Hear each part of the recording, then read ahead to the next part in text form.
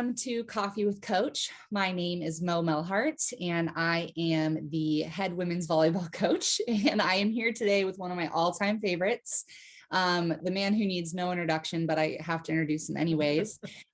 Please welcome our head baseball coach, Walt White. Welcome, Walt. Thanks for having me, Mo. Great to see you. First sense of normalcy, I guess, in a way.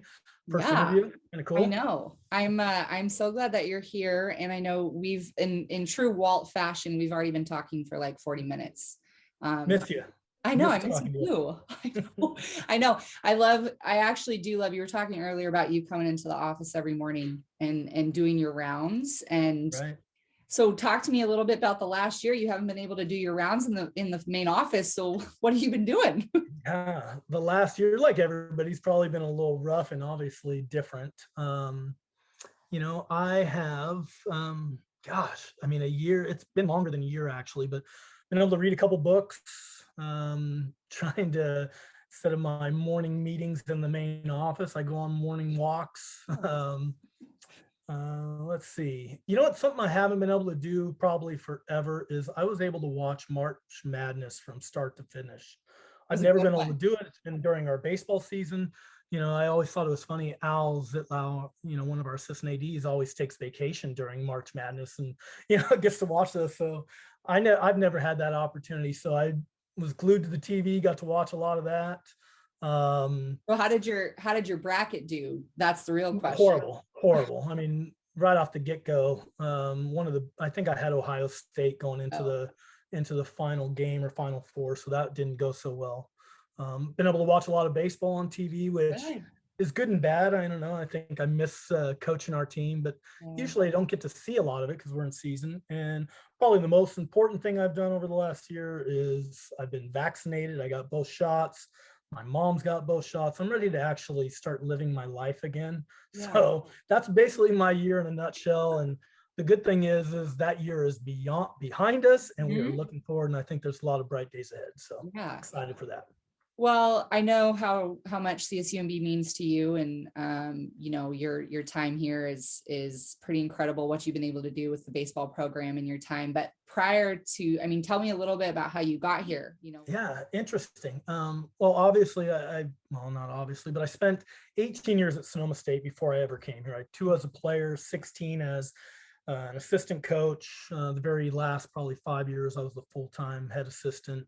I was really fortunate to play professional baseball after Sonoma, and it's kind of where my coaching started getting into it, where I was a professional player coming back to get my work in, finishing up my degree at Sonoma. Coach Geltz, who's the head coach there, asked me to take their infielders for a day, and I always say it was the worst mistake he ever made because he couldn't get rid of me. And just moving on, I think once I finished professional baseball, I really started realizing this coaching thing is something I really want to do. And I had my eye on the job for a long time. And in the, summer of 2010, the job was posted. I was all about it, and was really fortunate to have a good interview. And actually, one of the first people I met was Kirby Gary, who's our current athletic director. He was our assistant at the time. And I remember him driving me around the City of Marina, and it couldn't be more different today than it was, 11 years ago. There were no houses built on MGen now. The whole area is exploding with residential areas, and the university. I remember going around the university, and I knew it. I already knew as much as I could possibly know about CSUMB, because while I was at Sonoma, we used to bring our team here before there was a program here in January and do double-day practices at the old Army-based field. So I've known the area, I've recruited the area, and I just felt like it was this blank slate where if I got the opportunity to be the head coach here, I was going to be able to grow with the program and grow the program. And I knew that, I've seen every other CSU campus. And I just knew with time that we were going to build something beautiful and student friendly. And so far, every benchmark that I was expecting to hit or see with our school and our area has been that. And so I've been here now 11 years. Really fortunate to be here for that long, and I hope to be here for another 15 to 20 years. And who knows, I plan on retiring in Otter, and um, who knows, we'll see how that all plays out, but we got a lot to accomplish up Yeah. until then. I mean, I love to hear it, but yeah, we got a lot to get done before then, I guess, huh? And I know you've had some pretty incredible teams throughout the past. The most recent team in 2019, prior to the shutdown. I mean, talk to me a little bit about what that was like for, what that season was like, and how the shutdown really kind of changed the course for you, and kind of where you're at now with it.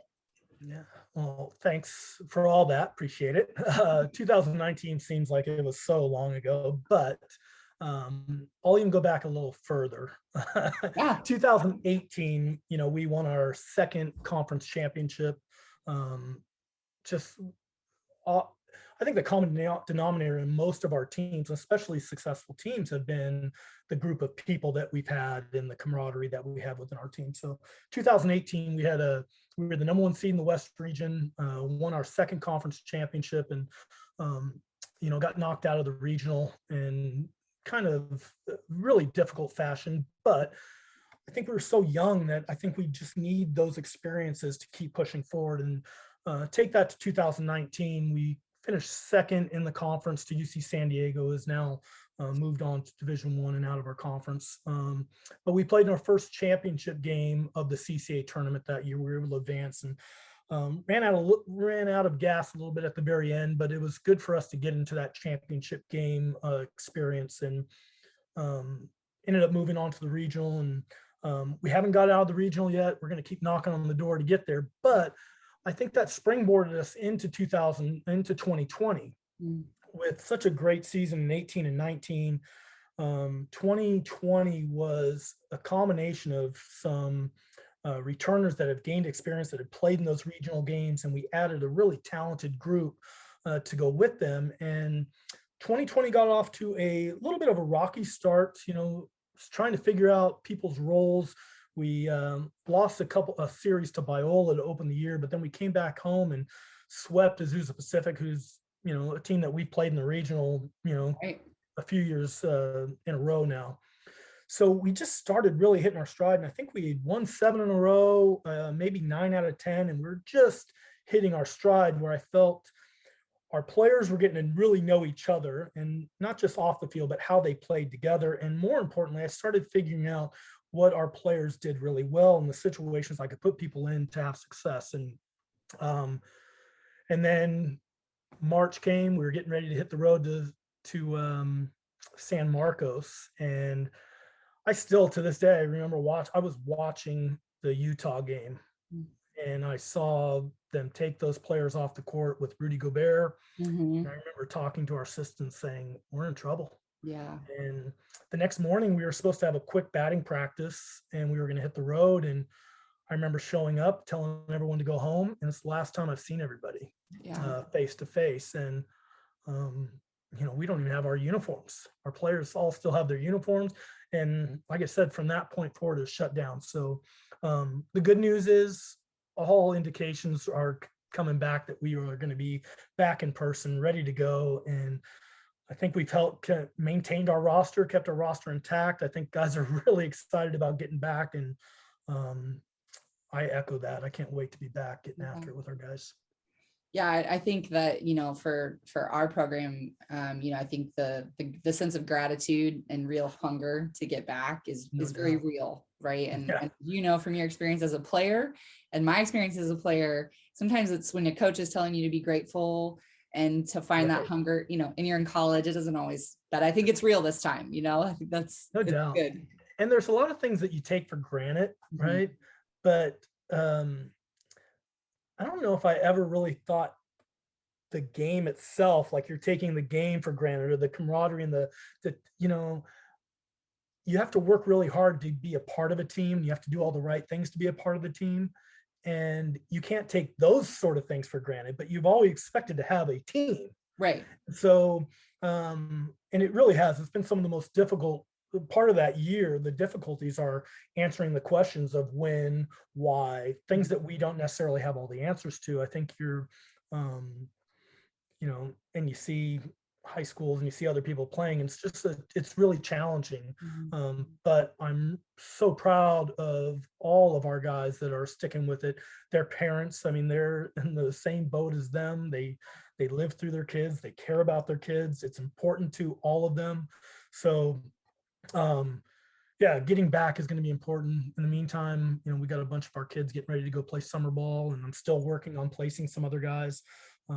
And news keeps opening up that it seems we're getting better, and I'm hoping our facilities can be opened up for some of our guys within the next month or two, or moving forward. So we'll see where it takes us, but we're going to be back playing in the fall, and I'm convinced of that, and I'm ready for it. And I know all of our players are overly excited about it. Yeah, I'm right there with you, and I'm excited too. And it's, you talked about summer ball, which I think is just a really cool, you're so well connected. I think that's something else that I think is really great for just anybody to know about you, is just how much respect people have for you and your connections within the community and regionally and nationally, and your ability to really help your guys find good fits in the summer. And that's something that I know is unique to baseball, is playing summer ball. Yeah.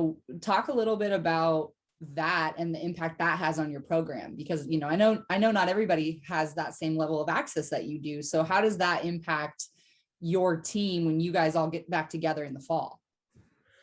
Yeah, I think it's definitely not a requirement. I think that balance is so important in people's lives that I don't think, as much as I drowned myself in baseball and I did as a younger person, I think as you get older, the perspective changes, and there's some things that are really important.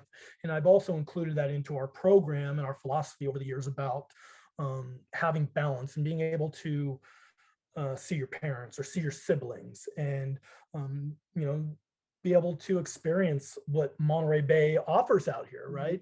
I don't want to drown them in baseball and force them to do things. I want them to come to some of these discoveries on their own. So when we think about summer ball, it's not a requirement. People aren't going to forget how to play baseball or forget how to throw or hit. I think it's about the experience. And if those people want to have an experience, then a lot of our guys, we got 2 kids going to Alaska. I think we got 3 kids going to Colorado. We got another guy going to Texas. We got a couple that may go to Idaho. We got a bunch that are going to be in Palm Springs and play here. And then there's a lot that are going to go on vacation with their family or go do something that they want to do. And all those are good. And I think the idea is to create opportunities or present opportunities to our players, and then give them the best advice I can and let them make the decisions with them and their family. Someone not playing summer ball is not going to affect their standing when it comes to our fall, and someone playing summer ball does not get a leg up because they played summer ball. I think that how much do they love to play, what's going on in their life, all those things matter. So I'm convinced whether they went out and played, I think we probably have more guys playing summer ball this year because their season was taken from them, right? Where typically if you play a full season, you're getting, 40, 60 innings in, or a bunch of at bats. Sometimes just taking some time away is a good thing, and just, taking care of yourself mentally, physically, whatever it is. But I am fortunate that I have some people that I've known over the years. I've been in this league a long time.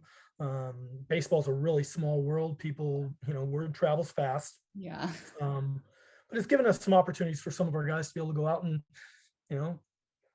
I've never been to Alaska. Have you? No, unfortunately, my sister lived there for a year and I just could never even get up there. I know. So we got 2 of our guys, 2 pitchers, Chris Tona and Augusto Pineda, who are going to go out to Alaska and see 24 hours of sunshine at one point during right. Well, and I think I just hope that they stay away from the moose, watch out for the grizzlies, throw strikes and keep yourself safe and healthy. Stay away from grizzlies and throw strikes. I think you should put that on a t-shirt. Yeah. Well, it's really cool. I think, and I agree with you. That's why I'm at Division II. That's why I love Division II, is because that balance is such a huge part of what we do and how important it is. But I think regardless of decisions to play summer ball or not, the opportunity is there, right? And I think Yeah, that's sure. something that's really cool and I think really unique that you bring. So kind of talking a little bit more about your guys and about your program. We were talking earlier about how one of the things that neither of us have a lot of experience in currently because of the last year is sitting down and talking face to face with a recruit, right? Or Yeah. talking to parents and really sharing our passion for this place and for this community, and how much we, you and I specifically, because we talked about it, how much we love working and living here in Monterey Bay. So, we don't have a ton of time, but tell me a little bit about what makes CSUMB baseball just so special, and about your program and really what you're about. Because I think that's really what one of the things that we've been missing a little bit in the last year. Well, I think everybody thinks, their program's special, right? I mean, but I think it's all about the people. It's all about the experiences that we share together. And ultimately, I just think, when I think about our program and I probably say this a lot to recruits, and I tell them I'm a different coach than you've ever played for, and they look at me and I don't know if they really truly understand it until they're here. And I think, it isn't players on one side and coaches on the other here, right? I don't view myself in a higher capacity than anybody I coach. I think that it's collaborative. We're all in this together. I think our program is built around trust and mutual respect and competition and leadership. And I think one of the things that our program really does is it promotes leadership skills. And there's a lot of programs that have a captain or two or three, and I've just never had captains. I like to think that every single person on our team is a captain and has leadership characteristics. And we talk a lot about leading by example and doing the right things. And leadership is taking care of you. I don't need players on our team to yell and scream at other players on our team. I think that if all of us learn to just take care of our responsibilities and do it to the best of our abilities, I think leadership tends to rise or show itself over time, right?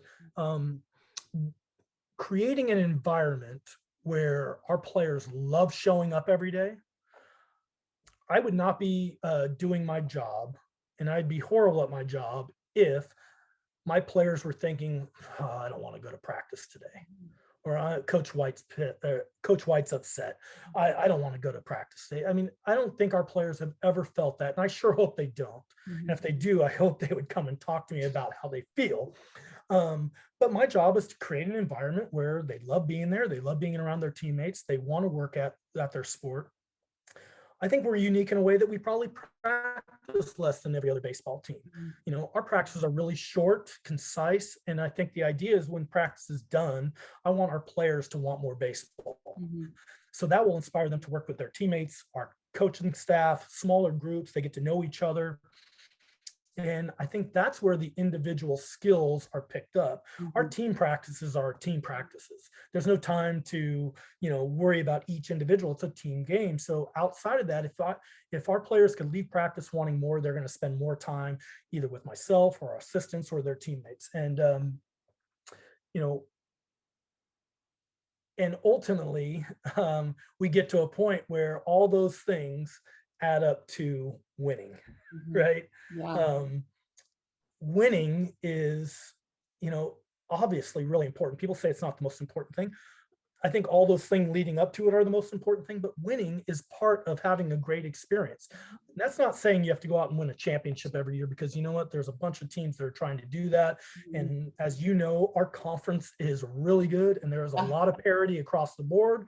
And, anybody could beat you on any given day. So I think the addition of all those things leading up to it are really essential to creating winning. The reason why we won a championship in 2013 was because those guys that we recruited saw the improvement we made from 2010 to 2011. And ultimately, if you could let them know that you have a history of playing for something at the end of the season, it helps with recruiting. And then I have to live up to everything that we talked about. Mhm. I have to live up to the way I treat our players, Mhm. the experience that they have, and having an open door that they could come in and talk to me. And obviously, they're not always going to love what I have to tell them, but they're going to know I'm honest, I'm upfront, and I'm going to tell them the truth every time. Yeah. I don't know if I answered the question, Yeah. but there you go.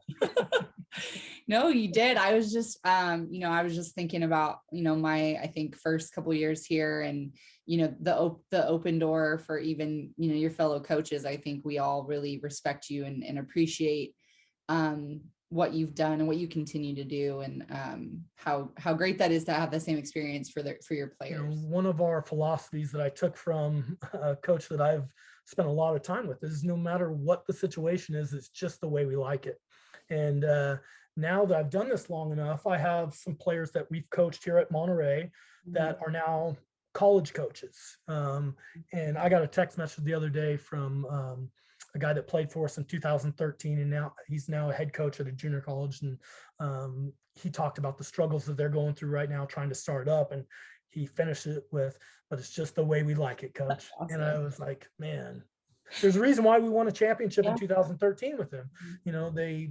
They believe in your message, they mirror your message, and they give you everything they got, and they love doing it. So, well, we're all of us, I think, are excited to just come back and to support one another. And we've, I think our department works really hard across all of our sports to support one another. And our, as having our student athletes support one another is so huge. Having our coaches support one another is so crucial. So I think that it's going to be a really awesome. It's just going to feel like a homecoming when we all get to come back, right?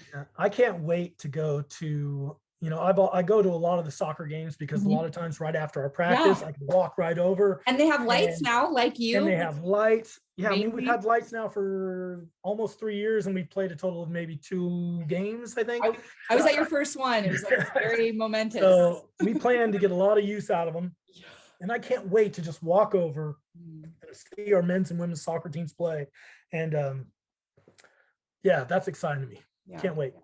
For someone that doesn't know anything about CSUMB, maybe he's never been here, doesn't get us. I always tell people, this place is so special, and you have to want to work, right? You got to want to work hard here, because we're so young and we're so up and coming. And I think that's something that's really important. But for someone that doesn't know anything about CSUMB, what makes it so special, from your perspective? How much time we have? I don't know. I should have put a limit on you. So here's what I would say. And not even talking about the athletic side of it, right? So we have such a young university. Most of the CSUs have been around 50, 60, 80. I mean, I don't know, maybe 100 years. I don't know. Feels like it sometimes, yeah.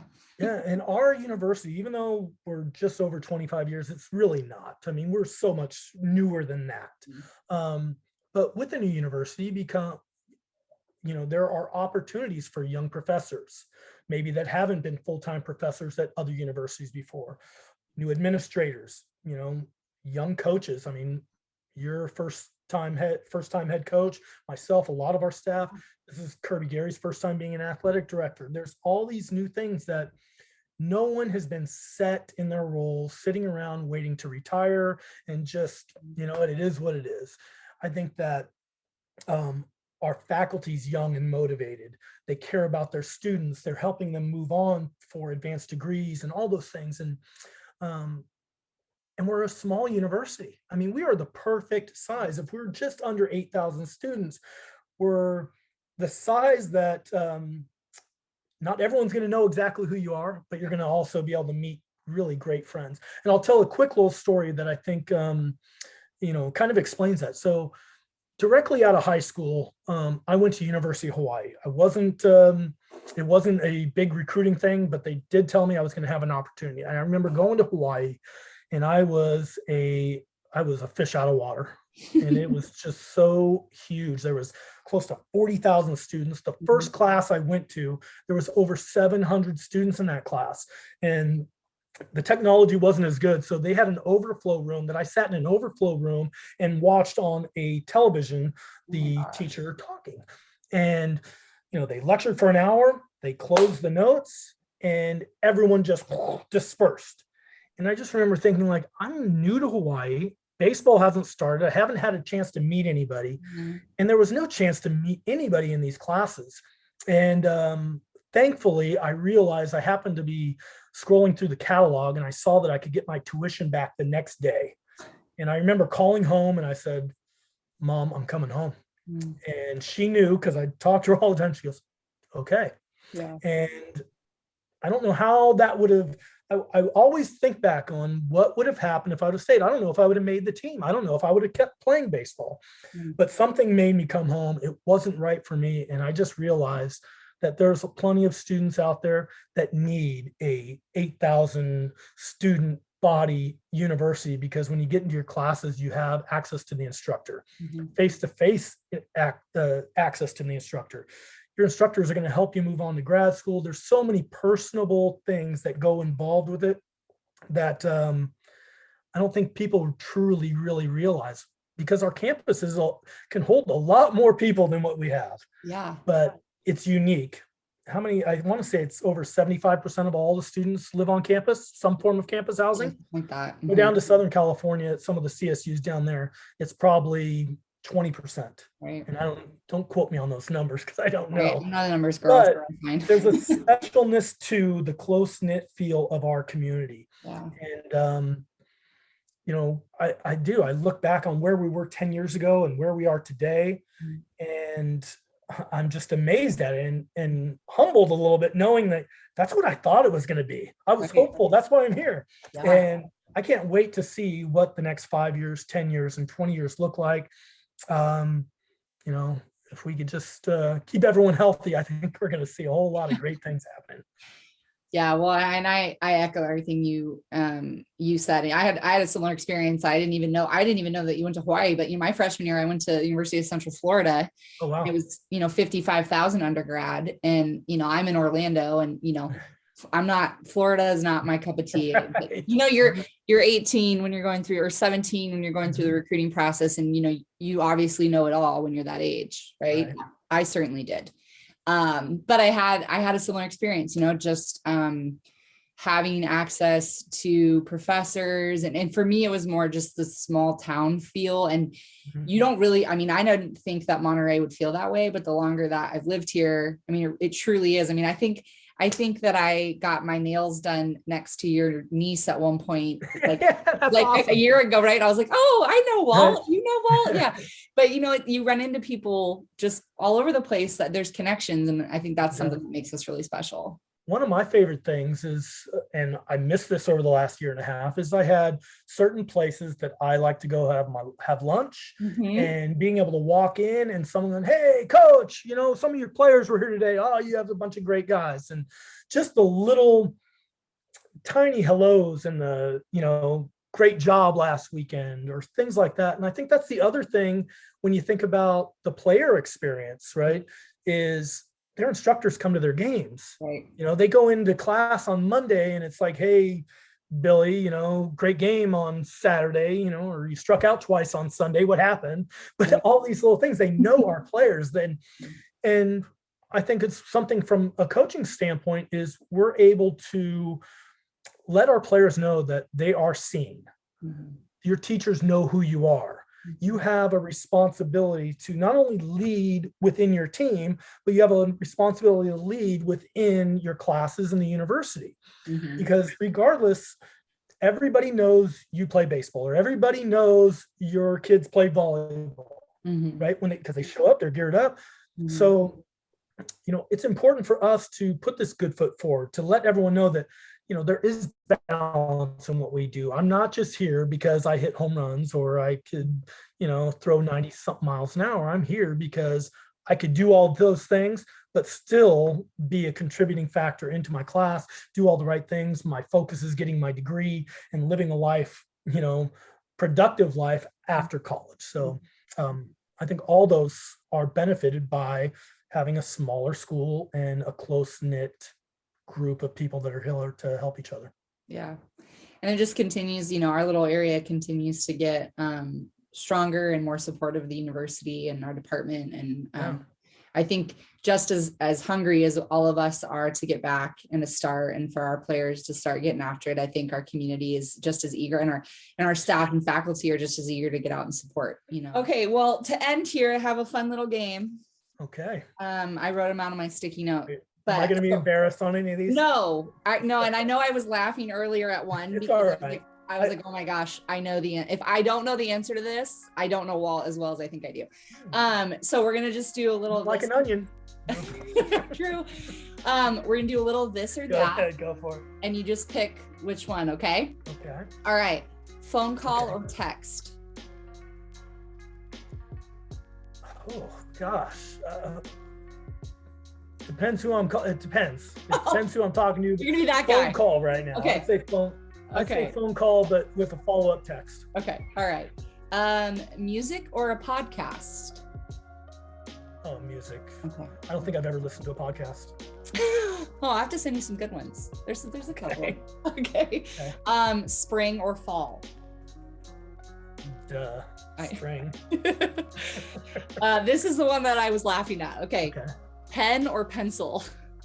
Oh, I'm pencil all day. I'm notebook, or I'm not a notebook. I'm a clipboard and a pad of paper all day, every day. Everywhere. Everywhere. Well, that's why I think you're the only person in my life that I know that if I need a pencil, that I could call you and you would have plenty of them. Yeah, look at you. Exactly. I know. Okay. They go so smooth, and you can make a mistake, and I like them. Coffee or tea? Coffee, and I've never had tea. That's a lie. I don't like tea. How you know that? Well, Walt, this has been really fun. I'm really thankful that you took some time out of your day to chat with me, and this is the first of many episodes to come. You get some more of our amazing colleagues. I'm gonna call it on the show, even though, let's face it, I'm sitting with my computer propped up on a box. Like, no shame here. I'm trying to make it work, right? But this has been Coffee with Coach with CSUMB head baseball coach Walt White. Walt, thanks for being here. Have an awesome day. Thank you so much. That was fun, and I can't wait to see you in person and see everybody. And more importantly, I can't wait to have our team back together. So if you're watching, we'll see you soon. All right. Go Otters. All right, go Otters. Thanks, Mo.